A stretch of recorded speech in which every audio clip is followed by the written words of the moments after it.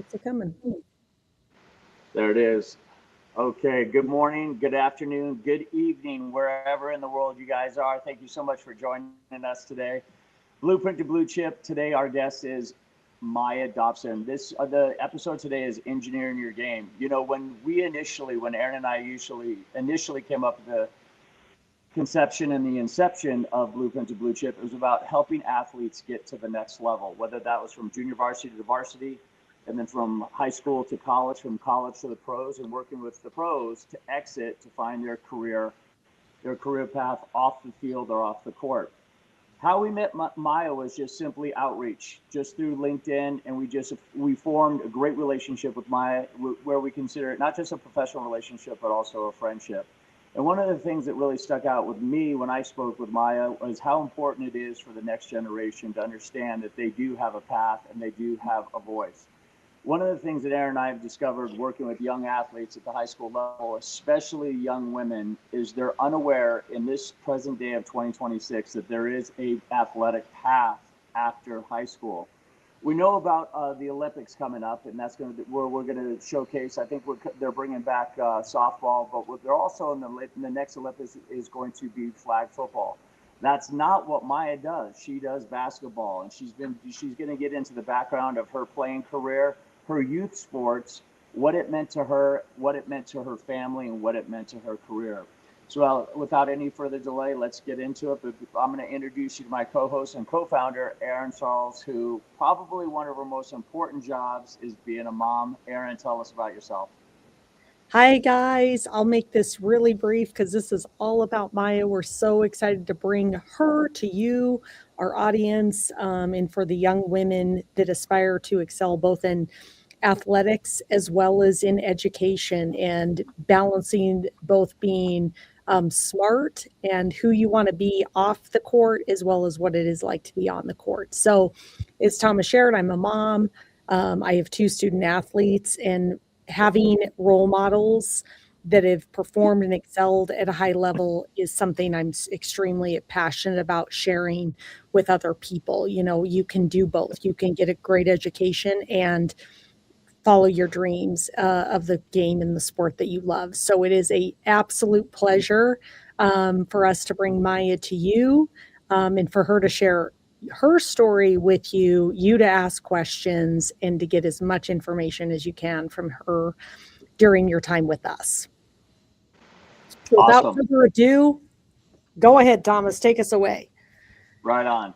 Team, we're going to be respectful to your Sunday, respectful to your afternoon, as well as Maya's time. So let's get into it. Maya, who is Maya beyond being a professional athlete? I know to some of these young ladies and even young men, approaching a professional athlete could be a little bit daunting. Who's Maya? Well, hello everyone. My name is Maya, and one thing I would say that is funny that I have a nickname of grandma, auntie, mother, and like right now I'm the mother of someone that's 3 years older than me. So I'd say I'm definitely number one an old soul. I kind of have my habits of eating oatmeal in the morning, taking naps like an old person, but also I enjoy just writing. That's one thing I really enjoy outside of playing basketball writing. I have my own newsletter, learning languages. I'm learning Spanish right now and learning about different culture and history. So that's been something that's been cool about playing overseas is being able to do that. And yeah, I'd say I'm just a pretty calm, chill person. You can ask. I have a twin brother. You can ask him about how I'm pretty even keel with most things, and I just enjoy the little things, and that's me. There's so much more to get into, and we're excited about it. You know what, Maya? In all the times that we've spoken, I don't think I knew that you were a twin. I have younger brothers that are identical twins. Twins have a very special relationship. Tell us about your relationship with your brother, your twin brother. Is he also a basketball player or an athlete? No, he's his talent is not on the court, and I think I'm happy that I got the athletic genes just because of with basketball and everything.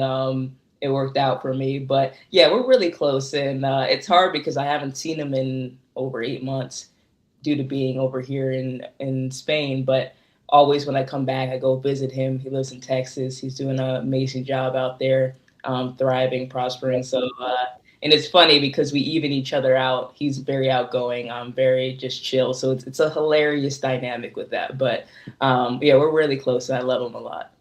Awesome. Awesome. So let's get into when did you first pick up a basketball? So around like 6 years old. Oh, So wow. um, I don't have the typical, well, you kind of see sometimes the typical story of pro athletes where they had parents who they're like, we want them to be a baller. They like, force the basketball in their hands. That wasn't the way for me. My parents put me in, I remember dance. That was short lived because at this dance recital, I didn't go on the stage. So that was not going to ever go again. Soccer, I didn't like being outside. And I was a big snack person, and I still am to this day. And I hated orange slices. I don't like them to this day as well. So being outside, and they always gave you orange slices, I decided never to go back. My my dad asked, "What do you want to do, basketball or soccer?" And I said basketball, and that's basically how it started. And it just started from I'm not really sure what I caused me to choose basketball. Maybe I just really didn't like soccer, but it worked out for my benefit, and I've been loving playing the game ever since. Well, that's awesome. Well, team, there you have it. Maya definitely has scurvy, but she is a hell of a basketball player. Um, Maya, one of the questions I'm already seeing the questions starting to light up, and we got a question from a young athlete. How long should I be a dual sport athlete before I click into just focusing on one sport? And were you a two sport athlete, and for how long? Oh, that's a great question. So I played mostly basketball, but then in middle school, I had a stint of doing field hockey. I did track in high school, but I kind of knew that basketball was my thing. So from that standpoint, I wasn't a dual athlete in terms of having a dedication to do both. So kudos to you for having those two, because that's even harder than me just picking one. But I would say that if you're younger and let's say you get to high school, I think you can still do both, but start thinking about which one you want to do because that's kind of when the recruiting really starts. Before then, I'd say have fun, enjoy your dual sport life, or like do three, four, five. I think that's something that a lot of parents and a lot of children now like they think they need to specialize super early in middle school or elementary, but you also see these kids that they started basketball when they were in high school, like 13, 14, and it seems like it's late, but it's the right time for them and recruiting's then. So I'd say high school if I had to guess of like when to be like trying to figure out which sport do I want to take to the next level and do that. Or you can be one of those people who do two sports in college. I don't have experience in that, but I don't want to dim your light if that's something that you want to do because there's a lot of amazing college athletes that you can see their stories of doing both.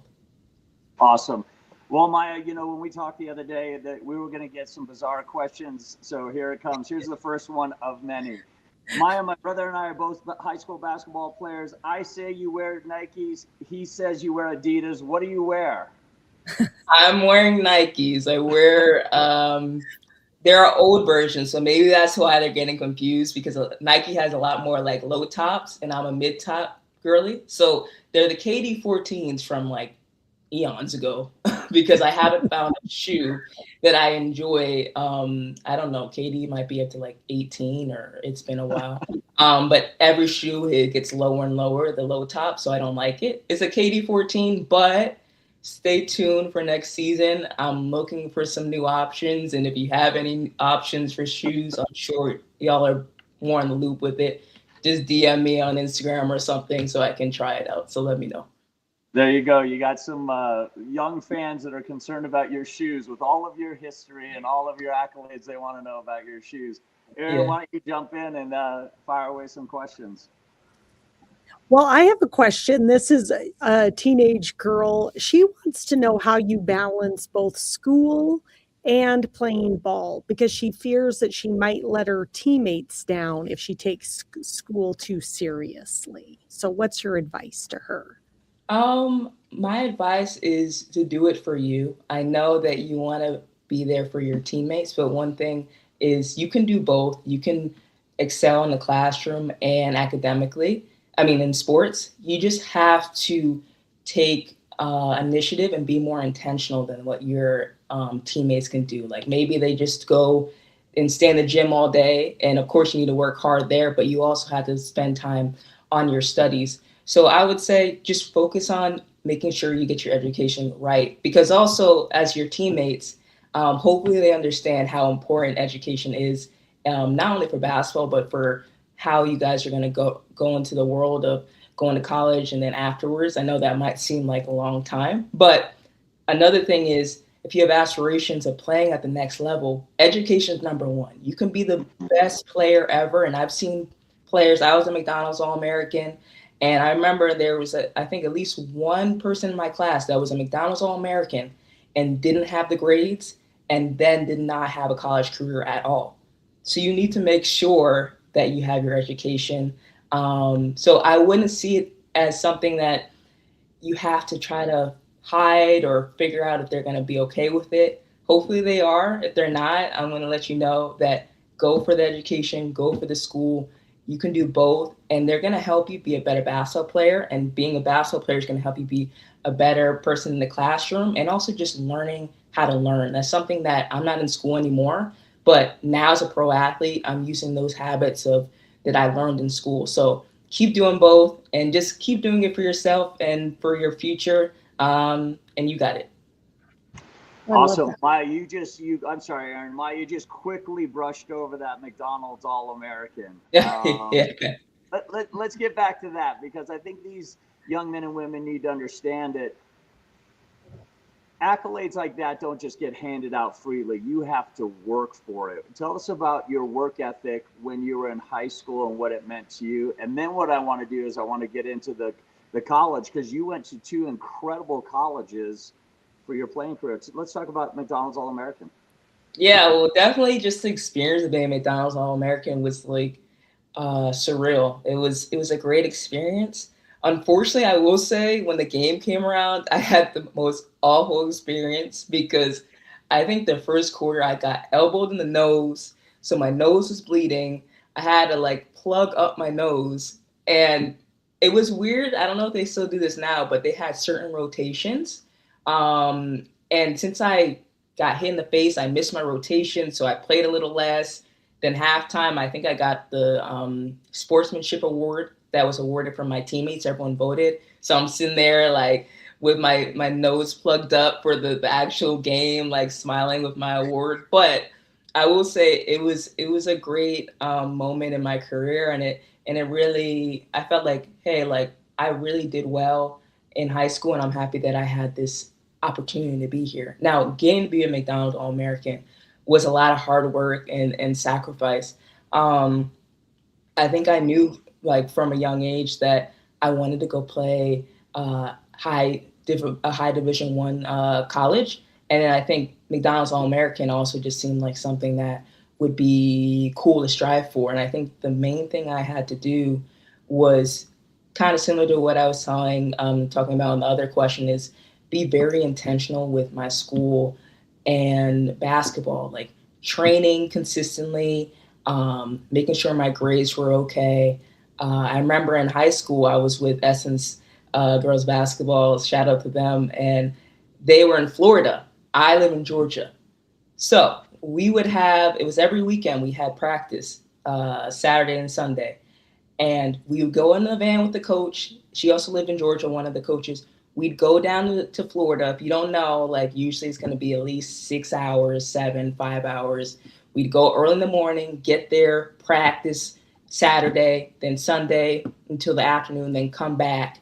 And that was more in the summers, but I want you to realize how much I had to sacrifice in the summer, but not only in the summer, but during the duration of school to get where I wanted to be as a McDonald's All American. So it's all about being consistent, and you're going to have to sacrifice in order to do it. But I'm happy that I did because it helped me in a lot of different ways.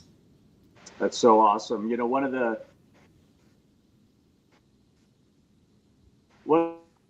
questions, or one of the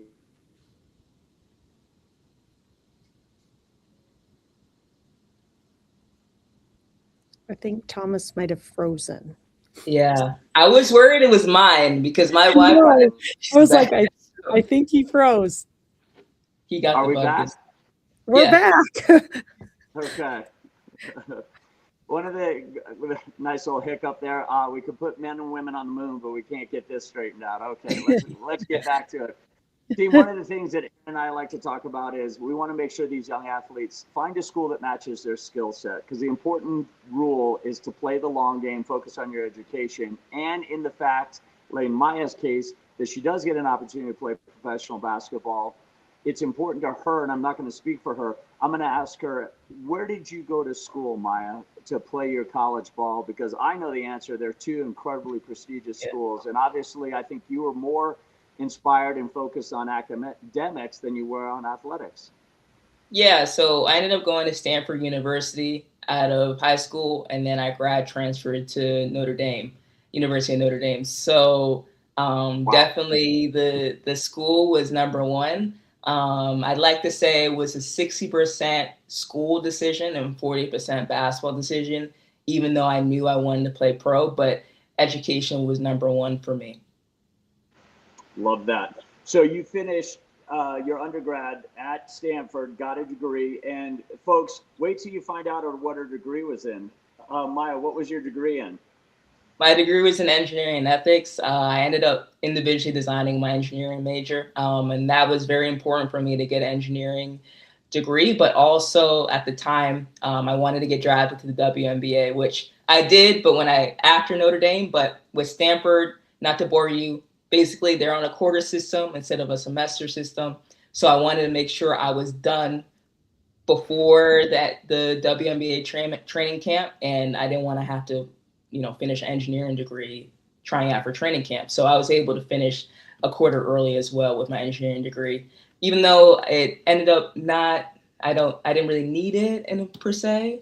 I'm happy I made the decision, and it helped me get my degree, and then end up going to Notre Dame.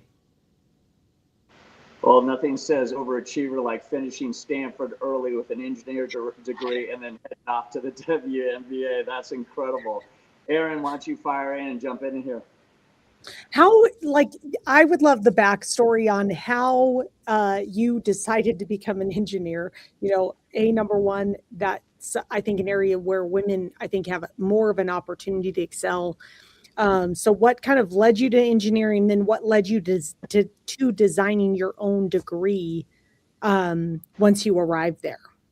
Yeah, so it was kind of a weird story. I was taking, I think the practice, I think they do the practice, is it SATs in high school? Like, yeah, so we had that, and I remember signing out, like, there's like, oh, like, what major would you want to do? And I was like, I don't know, engineering. I don't know. Maybe I saw it. I don't know. I put engineering. So I did the test. And then I think from that, I ended up getting an invite to go to Georgia Tech engineering camp.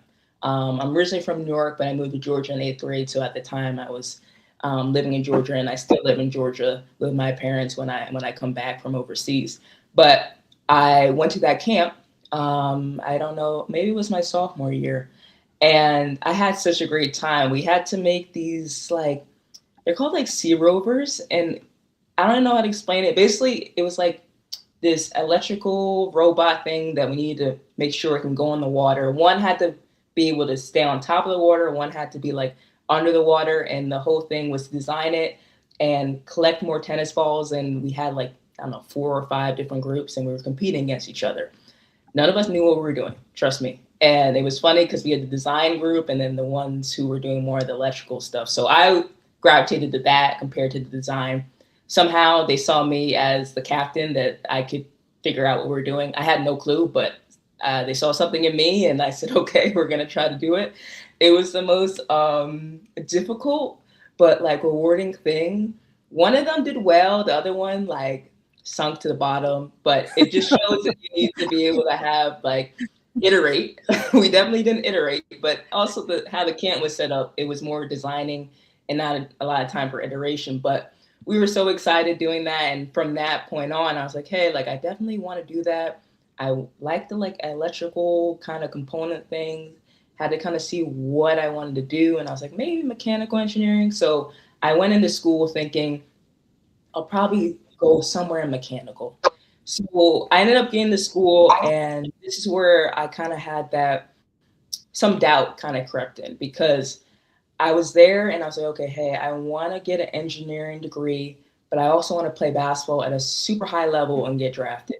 And I didn't see anyone near me or before me doing that. I saw one alum of Stanford women's basketball where she did engineering and she did a high level, but basketball was on the back burner. And I was like, can I do this? Like, I'm not really seeing anyone do these two things.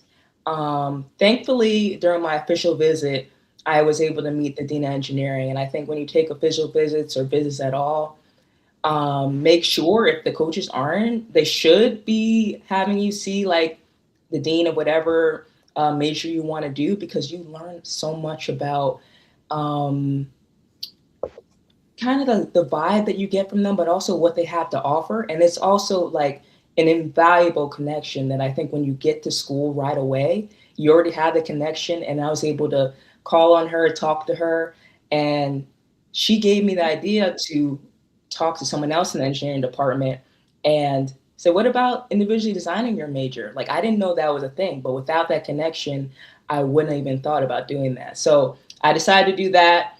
It was a little bit less units in mechanical engineering, and we had another major called product design. I won't get into the two differences. You'll get bored out. But basically, I was staying in track with those two things, but added ethics because I wanted to do like intro to law, things like that, just to be a little bit more well-rounded.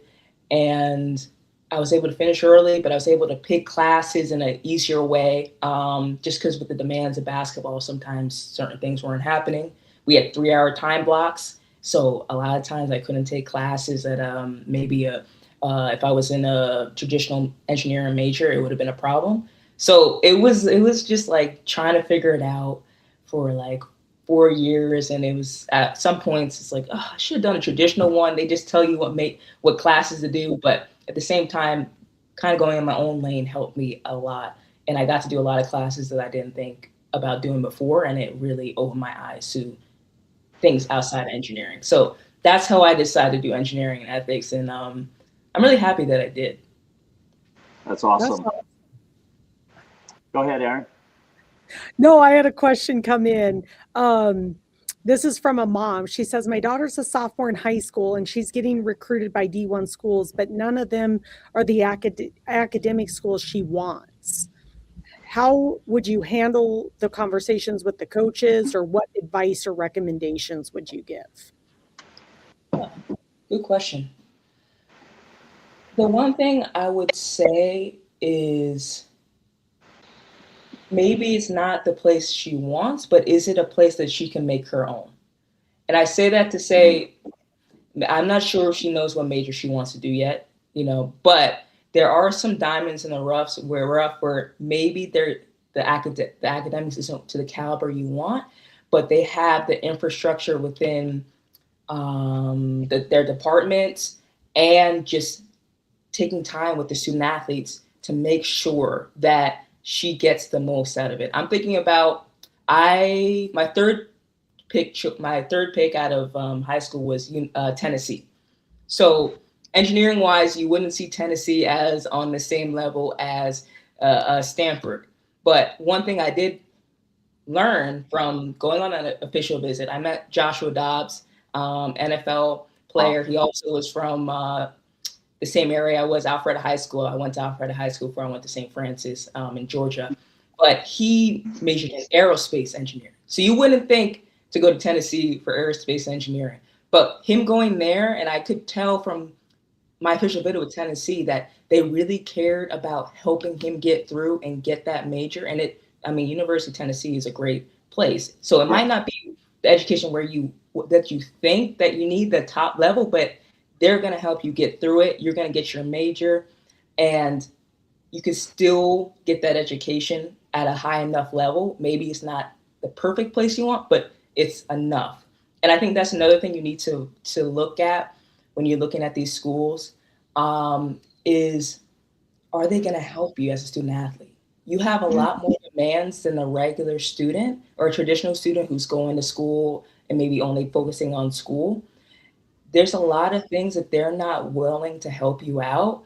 You're going to be struggling, and it's not a good look. Like, I remember I went on a visit to one school, and we met, I think, maybe in the dean of engineering.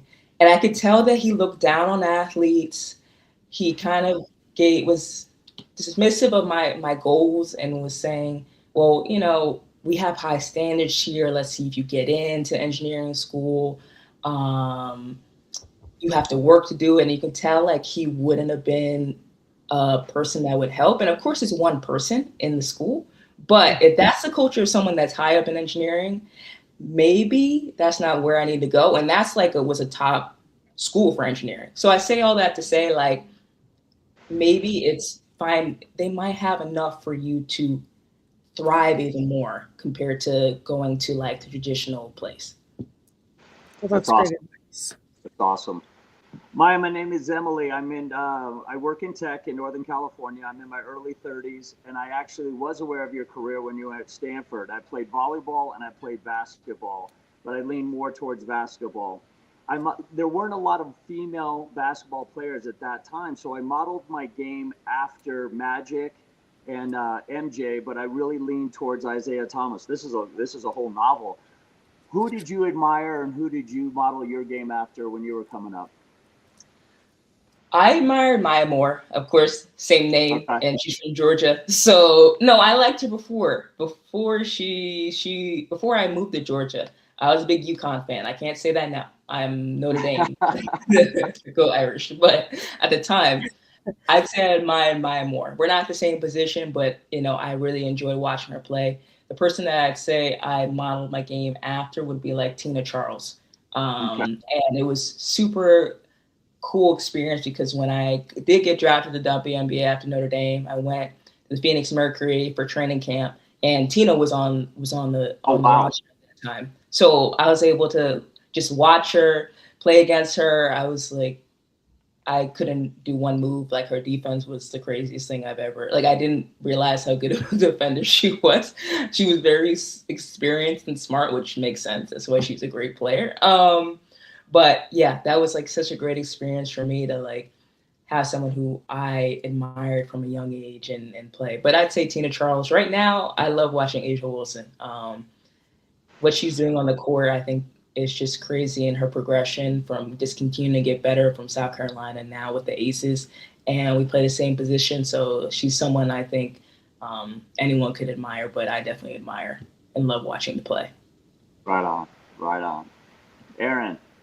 Well, it's so crazy. So you brought up the Aces. So this will date and age me, but their head coach, Becky Hammond, I actually played high school basketball against her in South Dakota. So shout out to Becky Hammond. She is a superstar. Her and, oh God, what's the guy's name? The kicker.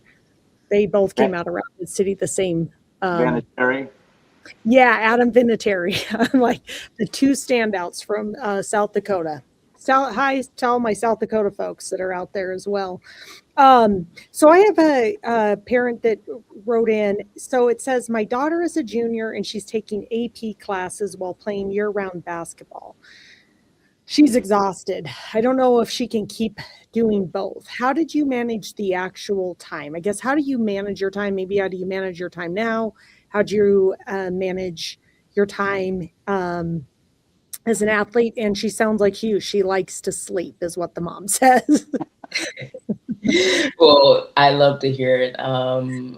I think the one thing I'll say, and I don't know your daughter, but I'm assuming just from doing a lot of APs and playing basketball that she really wants to achieve at a high level. And she's probably a perfectionist. And I was that way, and I still am, but I'm working on that.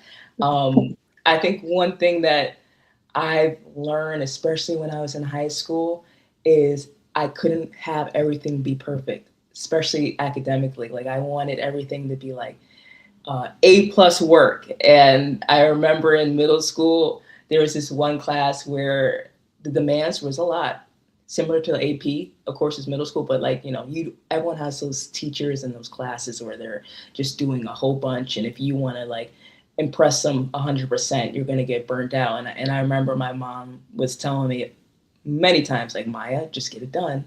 Just get it done. And I think that's just a mindset shift that helped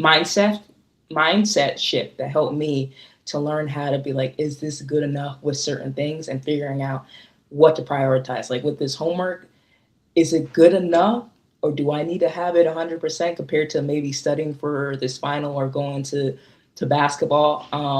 But I also think one thing looking back is I thought with basketball, if I didn't do every single thing, that that was a bad thing. And I think that also can lead to like getting burned out with doing so many camps, training all the time. And of course, you need to do some of that. Of course, you have to be consistent. But I think looking back, and even now, I think it's even more pressure to just be doing stuff all the time, trying to have some time to kind of have like a break and reset.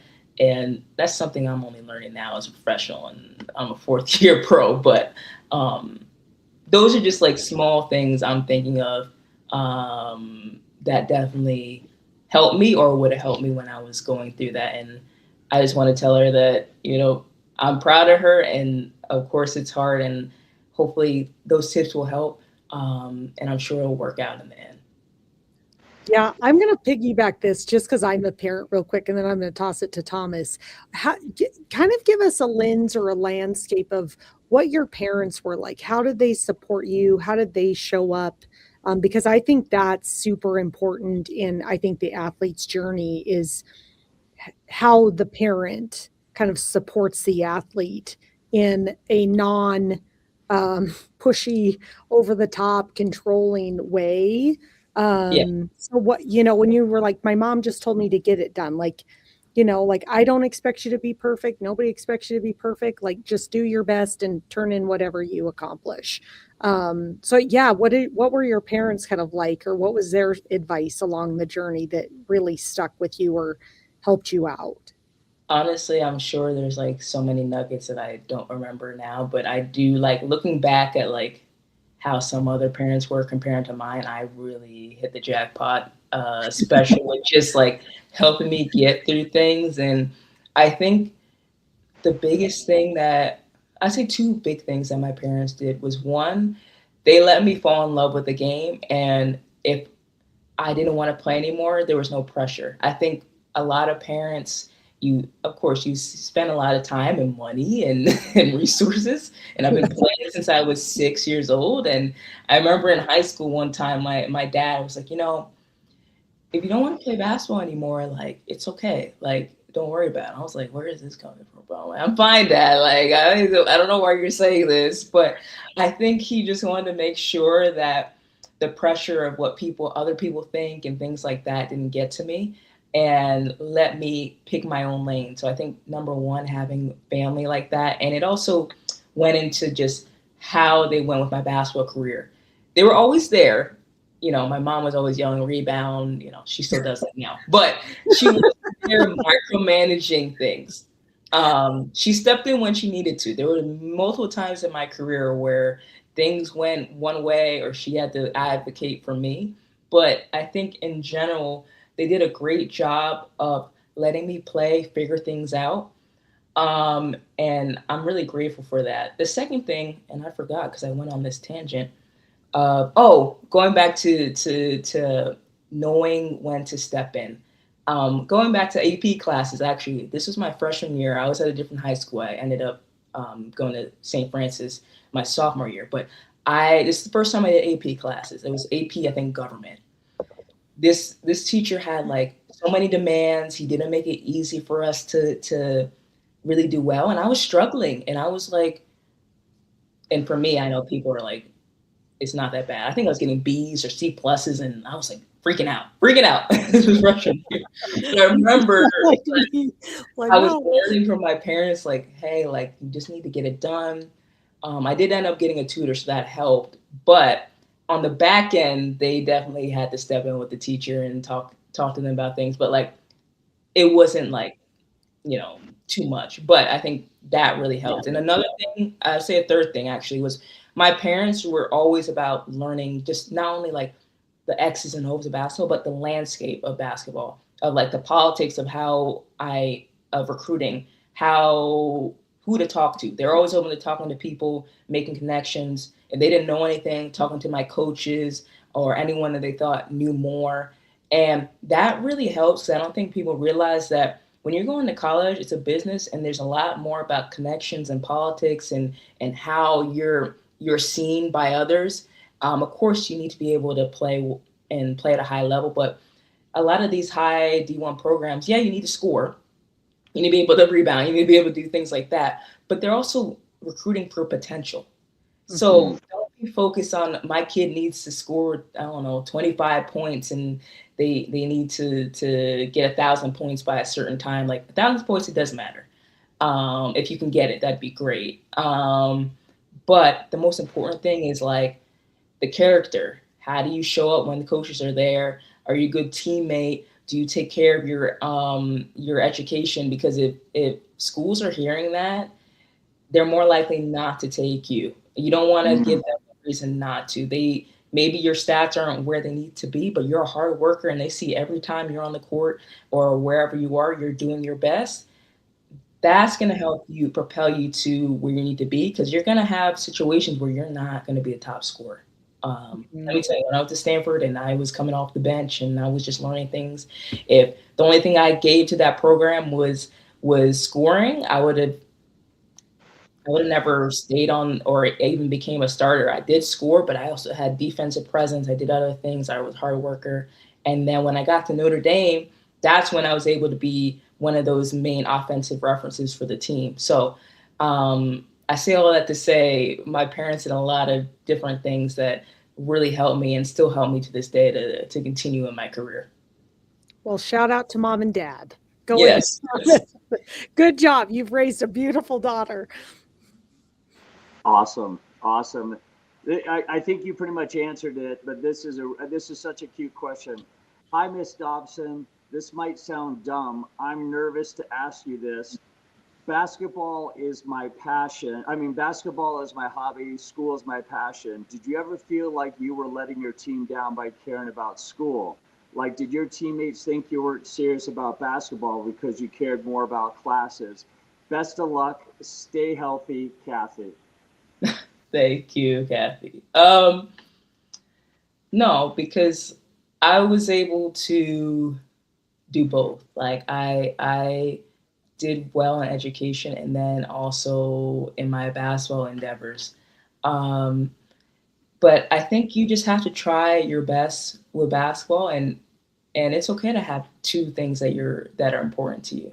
I think now, like, it's being more common and allowed for athletes to be more multidimensional, and maybe that's school and basketball or something else. But I think number one, the kids are young, they don't understand. I want to tell you, like, even if they don't like it, keep going down this path because it's gonna get you somewhere. You just don't know where, but being able to do stuff in basketball and also education number one. I always say education number one because that was instilled to me when I was younger. Like, the education was non-negotiable. Basketball, like I said with my dad, if I quit, they'd be like, okay, but you need to make sure you go to college and get a good degree. So I'd say focus on just doing you. It's hard because you want to fit in, you want to feel like, hey, like, I'm doing what I can do, and I don't want people to feel like I'm don't have any other interests. But education is number one, and you can still contribute to basketball. I wouldn't be worried about it. I would just try your best. And I mean, if you're coming to basketball, going to the workouts, doing what you can, and you're showing up with hard work and energy, there's nothing to be mad about. So keep going. Right on. Aaron, what you got? Oh, it's my turn again. Great. I love this. So this is a young lady named Elle. She says, I want to be a doctor. And I also want to play college basketball. Everybody tells me I can't do both. What would your advice be of somebody that wants to be pre-med and wants to go D1? I would say do your research. And I say that not to discourage you. I say that to have a plan. Because people say, you can't do both, you can't do this, you can't do that. But you don't know what's out there. And there might be someone out there right now who's doing pre med and is playing a sport, and they've, I don't know, found a certain major and at a certain school that works, or maybe you'll take what they are doing and take it to whatever school you end up going to. I think the main thing that I realized, and I'm happy and proud that I did when I was younger, because I like to talk about all the things I could have done better, but young Maya did a lot of things well, is being intentional and looking for resources and asking the questions. I know after my sophomore year when I went to the engineering camp, I wanted to do engineering. So it was clear to me I needed to find the schools where I felt like I could do engineering and basketball at a high level. So that's number one. Like, okay, like where would I want to go for pre-med, or and where would I want to go for my sport? And then also like who am I getting recruited by, and kind of figuring out how that looks. And also you're gonna have to make sure by the time you step foot in on campus that you have a plan for your classes. Stanford was a little different, where you didn't have to pick your major like freshman year like some other places. It was more like, I think I declared like end of sophomore. I was a little late, but I got there. But from summer classes, every class was strategic. If I was taking something outside of what I thought would work for the engineering major that I was trying to figure out, it was for one of the requirements that we had. Like we had wage requirements or writing, and I made sure everything fit. I talked to my academic advisor all the time, and sometimes they're just there to make sure you don't fail, honestly. So don't just be like, oh, they're not telling me I need to do anything more, because things fall through the cracks. You have to make sure that you're on top of it and you talk to them and you have those, quarterly or semester meetings. So I think the biggest thing is just have a plan and go for it.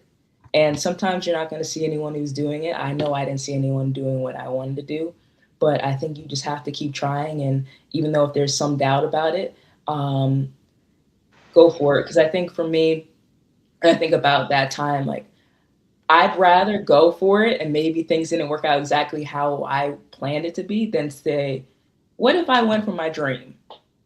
And I think that's something you need to remember. And kudos to you. And I can't wait to see years from now that you're a doctor and everything worked out. So definitely, I'm sure there's people out there that did both. And try to see if you can connect with them, or if anyone, like, I don't know, parents, family knows anyone that could, who is even just a doctor. Like, they don't have to be playing basketball, but maybe they can help you just kind of with the trajectory. But I would warn you, those people, because they don't understand, they're probably people who kind of are like, you can't do both. Since we're doing that, we're going high. So just ask them for certain things, and then if they want to say something else, just keep going. So, God, I love your advice though, like seeking out people that have done it or do it, even if it's just, okay, I'm a doctor. Like, most families know people that are doctors. Like, what was it like? What did it take? What was that experience? You can definitely, the thing I love about you is you're very analytical, which I'm like, I can see why she's an engineer and why she picked that, as having that analytical mind. Because I think sometimes we take such a surface level versus like maybe kind of digging in a few layers, going, okay, what does this actually look like? And could I envision myself doing that? And how does that couple with basketball? And to your point, there's so many resources out there to support you in putting it together. And most, I would say, coaches want to help you not only succeed on the court, but they want you to excel in life. exactly. Okay, Right on. Thomas. Right on. Maya, I love your shirt. As a mom of a daughter, I tell her often, bet on you. And I just looked at your shirt, bet on women. My daughter's being told by her travel ball coach that if she doesn't play year round and skip school stuff, she won't get recruited. This is tough. But she wants to do debate team and honor society. Are we screwing up her recruiting by letting her do things outside of basketball? No. And so just to make sure I understand the question, the club coach is saying that they need to play basketball year round. Yeah, it says her travel ball coach that if she doesn't play ball year round and skip school stuff, she won't get recruited. No.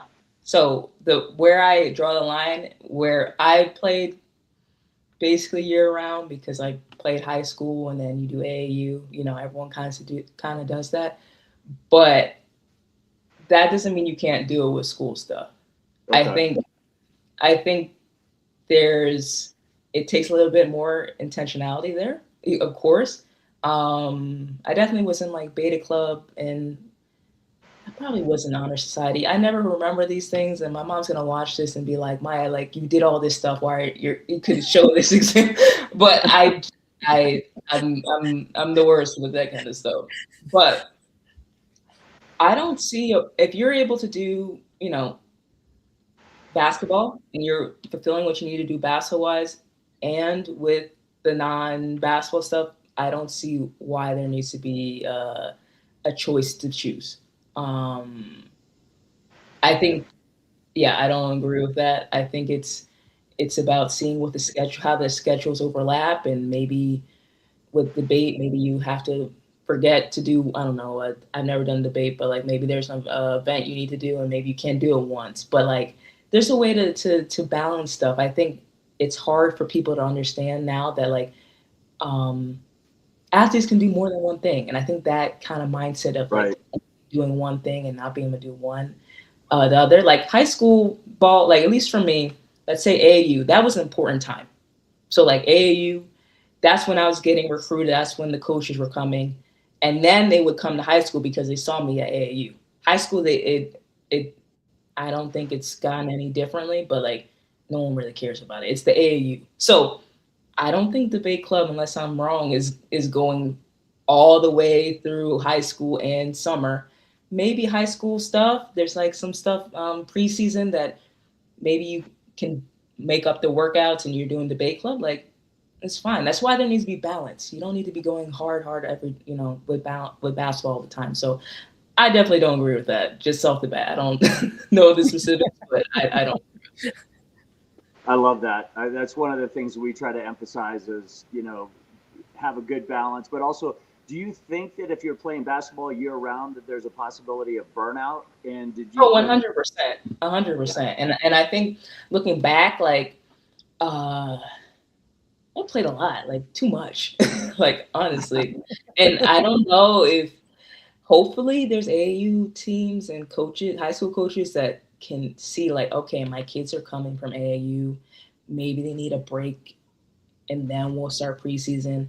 Unfortunately, I don't think there's a lot of coaches that think that way, and that might be that coach that's saying you can't do anything else because they want to do things all the time, which hopefully it isn't. But if it is, like I'm not surprised. But I think a lot of kids get burnt out and they have a lot of injuries and a lot of things that could have been fixed with just being able to be a kid sometimes. I talk about sacrifice. Yes, you need sacrifice, but there also has to be a way to do load management. And I think when you're younger, that people are like, oh, they're young, they'll be okay. And it's like, yeah, we're young, but we still need load management. And I think that's something that's missing in youth athletics. And hopefully it's better than when I was playing, but um, it needs to be better.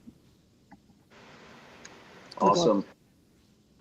What does life look like after basketball?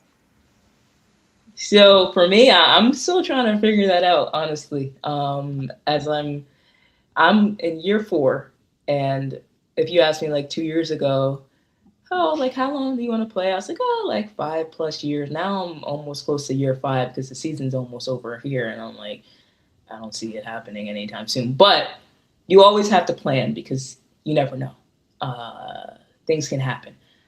For me, I think I've been really trying to figure out how I want to use my engineering major and what, but not also how. I think why I gravitate toward engineering and what can I do with it now, and thinking about my experiences as playing as a professional basketball player, and just being overseas and the different experiences I have. Because I think as I'm looking at it, a lot of times they tell you, okay, when you're done playing, go back and do what, people started when they were out of college, of going and getting the starter job and work your way up. My trajectory is not like that. Just like when I decide my own major, it has to look different. So I think the main thing for me is I want to do engineering. I'm really passionate about, like, I think biomechanics and like things like that, because a lot of strength and lifting is kind of biomechanics with basketball. And I've been in the summer kind of like learning different exercises and seeing how my body moves or how it feels with, like, maybe there's two different leg presses. I don't really use leg press, but I'm just using that as an example because I think most people know what a leg press is.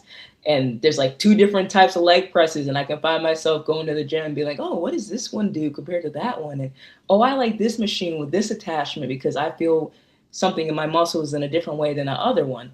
And I'm realizing I'm really curious about that. And that's similar to like my engineering background. So I think that would be a cool place for me to go. Or I mean, people tell me I can go to law school. My mom's a attorney, so she's always talking about law school or be an agent, or or I love writing, so maybe I'll do more writing or commentate, or maybe there's something that's gonna come out that I don't even know. I think there's a lot of things that I'm like interested in. I'm just trying to just figure out what I'm passionate about, because I think there's a lot of things I can do well. But right now, I think engineering and sports would be super cool, especially working with like female athletes, young female athletes, kind of helping them. Because that's one thing I think was really lacking when I was in high school, was like strength training, but not like saying like a man or like a young man where you're doing a whole bunch of like heavy lifting, but learning how to work with your body and learn mechanics of it, and especially as a young female athlete. And I think that's something that caused a lot of injuries when I was in college until pro, that I had time to figure out my body, and I'd love to help like the next generation with that when I'm done. So that's my plan right now, like kind of seeing how that is, especially in the summer, in the off season. And I don't know, maybe I'll change my mind in a year. I'm always talking to people. So, and so, but if I had to choose right now, like if basketball ended right now, that's what I would be focusing on. Awesome. Hey, Aaron, let me ask this question. This is actually, Aaron, you should probably ask him. I'm a two sport high school athlete. I play basketball and I play softball. It seems I spend 24/7 in workout clothes and practice. What do you like to do to be a girl? Because I like to just take time out and just get dressed up. Yeah, so the for me, it's actually been that's something, a challenge for me playing overseas, that I've been getting better at, of just, being a girl or like just being a regular person. And I think for me, I like just maybe getting dressed up and going to a nice restaurant. Like actually yesterday we had an early game. So I'm right outside of Madrid in Spain. So I said, okay, we're gonna take advantage of the opportunity. I got like dressed up, not super dressed up, but like Right. in the sweats, like put it away. I put away the running shoes. I'm like, put it away. I was like, okay, I have my little cute girly outfit. I go to Madrid. I have a nice little dinner by myself, and then I went to a movie. So obviously, I'm old enough that I can just go wherever I want to go. I don't know how old you are, so maybe you're not allowed to do that. But it can be something as simple as that. Um, I think it's just trying to find simple things that it doesn't have to be like over the top, that you can do whenever. And that's one thing I love to do. And when the season's over, I love to travel. So that's something that's also something I like to do. It helps me like travel to different places and take advantage of where I am, because during season we usually have like one day off. So it's not like I can go anywhere. But since I've been playing in Spain the past 3 years, I've been to Lisbon, Paris, a lot of places in Spain, London, Amsterdam. And these are all places I just was like, okay, like during my breaks, I'm gonna go travel. And I go by myself. Europe, I just go by myself, and dress up a little differently, and put on my lip gloss and have a good time. So of course it's a little different because I'm a pro athlete. So maybe you're like, I can't just travel anywhere. But I'm saying that to say, like, you can go to the movies with your friends, or go by, things like small little things, and just getting dressed up really does make a difference, even if you're just going to the grocery store or something like that. Right on. Hey, Aaron, hold on one second. This is going to be Malik is blowing up. I know you can ball, but can you slam Malik? That's all he wants to know.